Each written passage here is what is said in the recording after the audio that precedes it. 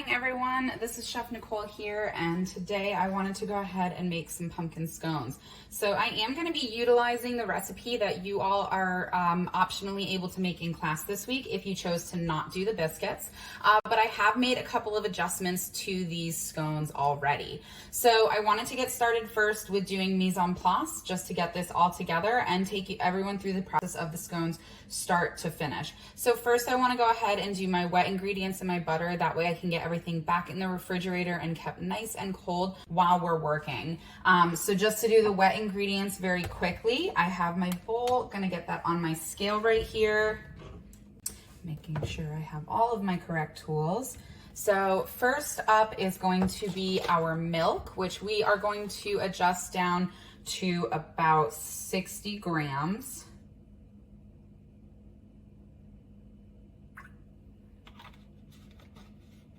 That was a little bit over, but I think I'll be okay. For our egg, we are only going to be utilizing the yolk. And I actually did not get a container for my egg white.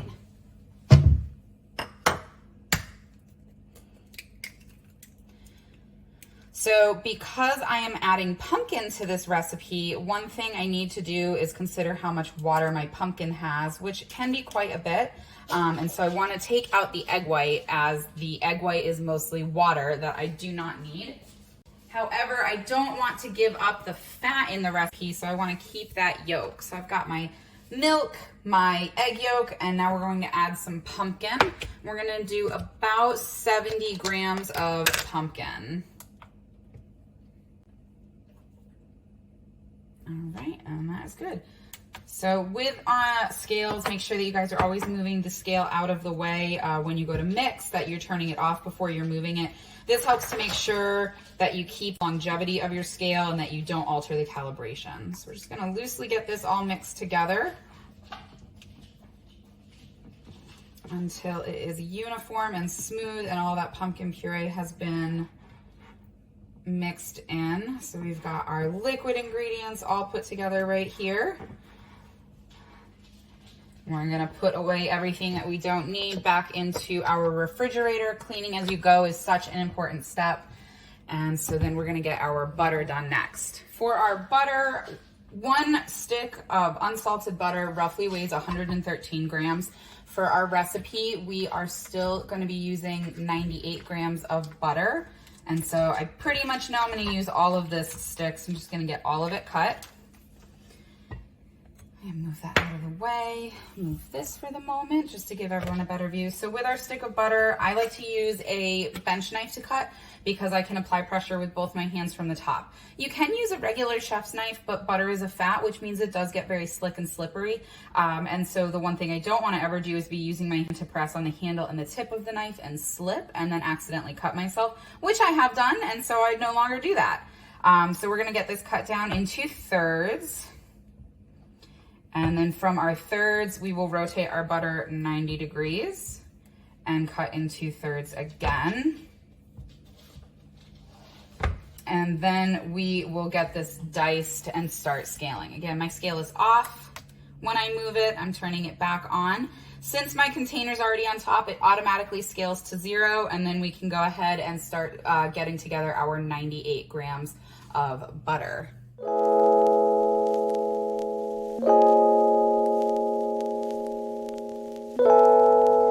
So one thing that you're not seeing off camera in between the different takes is that I am actually doing all of my dishes, putting everything away. So all of my wet ingredients that I have mixed are in the refrigerator. My butter is actually hanging out in the freezer to make sure it has a really, really good chill to it.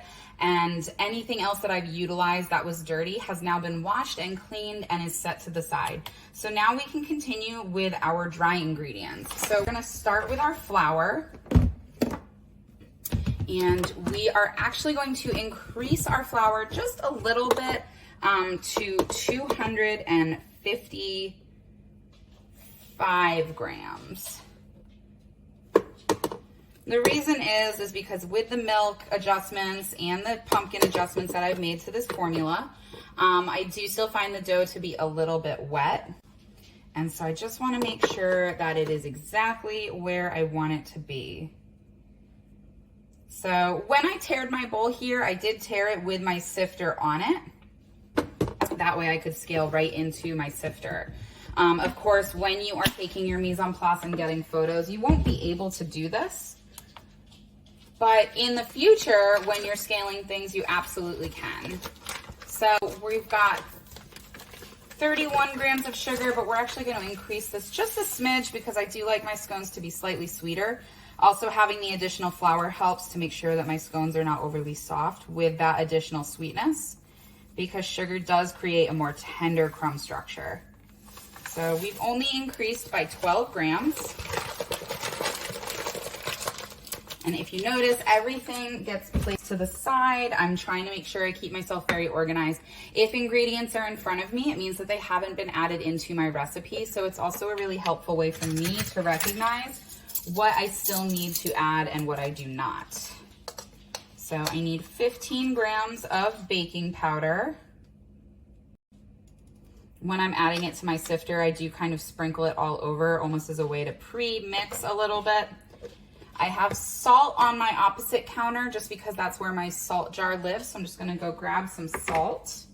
Now, since salt is only 2 grams, to get the most accurate measurement, I'm not going to tare from the 15 grams of baking powder. I'm just going to increase it to 17, but with the salt. So I'm just adding 2 grams.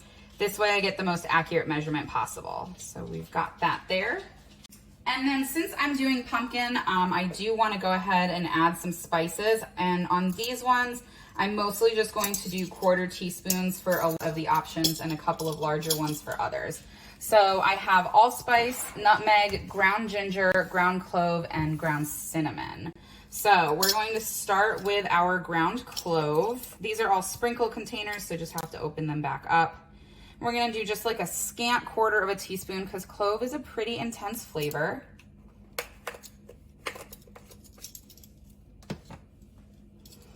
Our ground allspice also can be a very strong flavor, so we're doing a scant 1/4 teaspoon of ground allspice.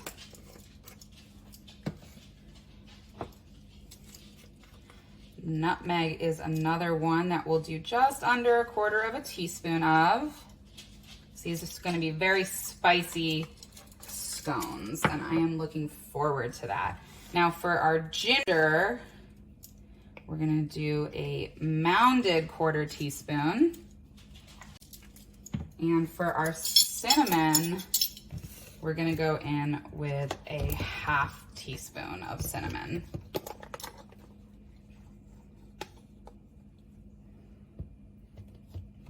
Now we can sift. All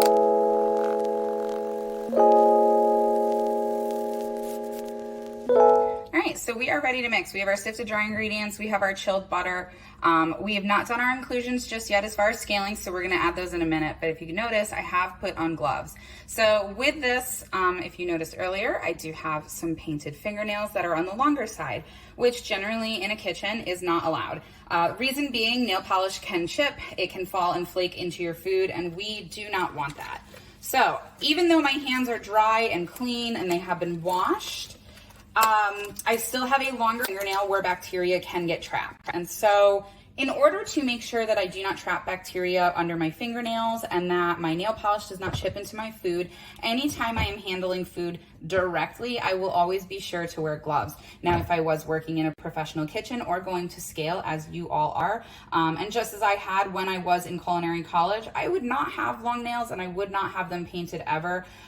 This way I don't ever have to worry about any of those items. But we're gonna go ahead and get our butter added into our flour mixture, and we are gonna get started on rubbing in our butter and flour.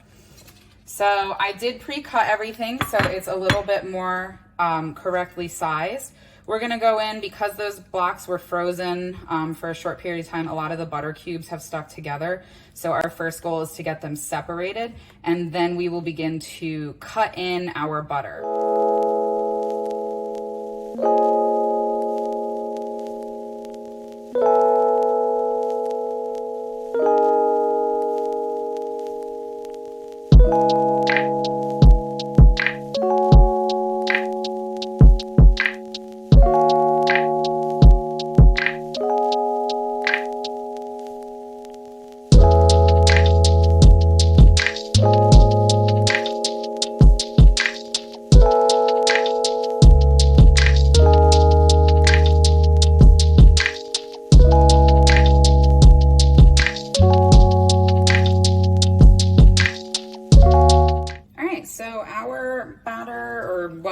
start to our dough is pretty well mixed, good pea-sized chunks of butter. There are going to be a couple in there that might be a little larger, obviously some that are a little smaller, but pretty happy with the size that we have. And so we're going to add in our cranberries. And we are doing just about 80 or so grams of our cranberries in here.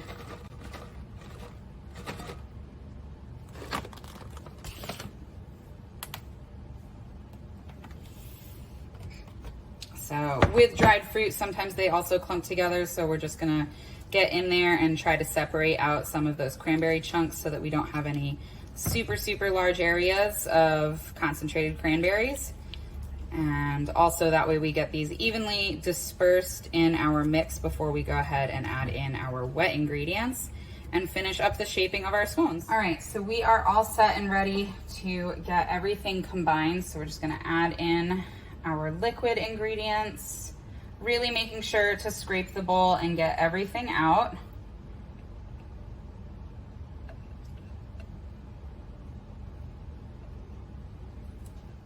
Now, of course, you can absolutely start with your hands or you can start with a spatula, whichever one you prefer. Sometimes it's nice starting with the spatula just because the wet ingredients and dry, of course, are going to stick a little bit. And so versus having them immediately start sticking to you, it's better to have them stick to a spatula. But you can do either of your preference. So we're just gonna get this started. We want to think, of course, we want to move a little bit quick because we don't want anything to start warming up, but we also want to make sure that we're not over mixing and creating any sort of super crazy gluten development, because we want these to be nice and tender. We also want to do a lot of folding, so to speak, because we want to create those layers. We want to make sure that we're giving our scones a chance to really poof in the oven when all that steam is created from our butter melting.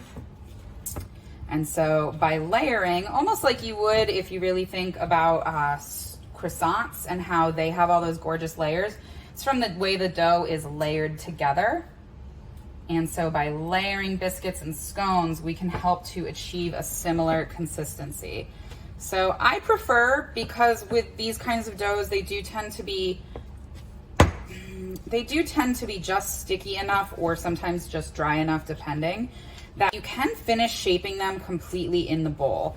As you can see, I have a lot of my dry ingredients on the top, so I'm just gonna fold those into the center and kind of press, hoping to catch a lot of what's on the bottom. So if I flip it over, same thing, so I can fold all of my dry into the center. Where I'm applying pressure is the dough becomes a bit more moist, so if I flip it over, then that now becomes moisture capturing dry ingredients on the bottom. And so if I do this a few more times, can usually get all of my dry ingredients to be incorporated fully while still minimally manipulating our dough.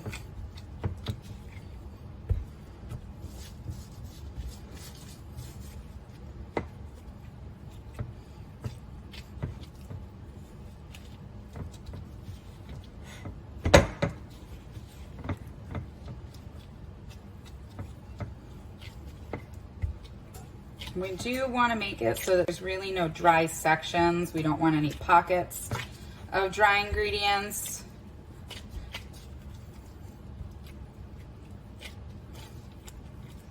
And so I think we are pretty well shaped. So as you can see, I'm trying to form this into a little bit of a ball at this point.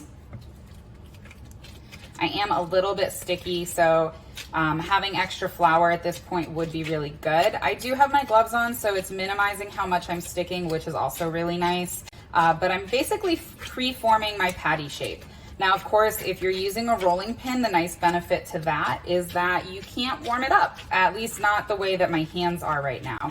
My hands are obviously going to be about body temperature, and that is most definitely going to be melting butter, which also aids in the stickiness. And you can see some of those pockets of butter here are already starting to melt. And so we do need to be cautious of that. But I do have my prepared sheet tray right here. I'm just gonna press this out a little bit further, try to get it more to the size that I'm looking for,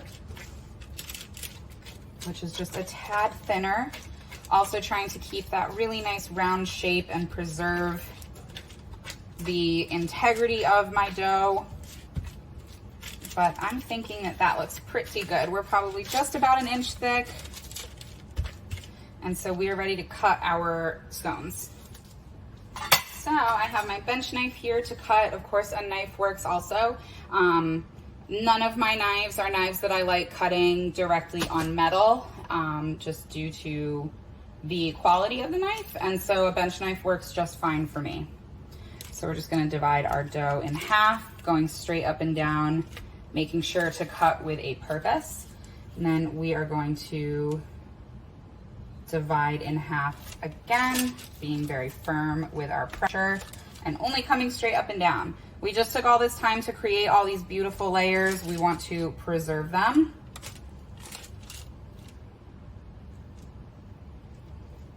And this will get us our 8 sections for our scones. And so our dough is a little bit wet, as I would anticipate it to be with the changes I made.